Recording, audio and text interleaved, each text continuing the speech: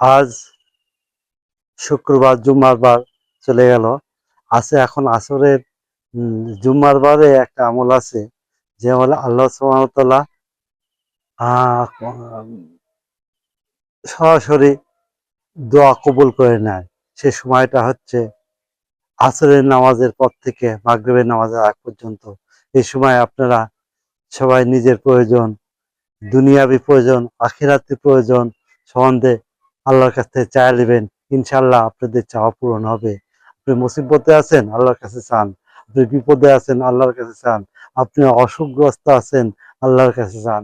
আল্লাহ সুবহানাহু ওয়া তাআলা অবশ্যই দিবেন।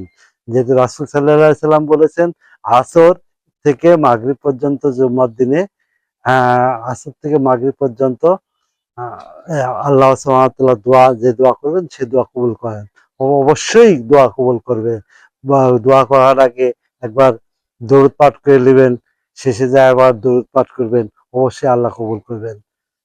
তো এই ভিডিও এখানে, আল্লাহ হাফেজ।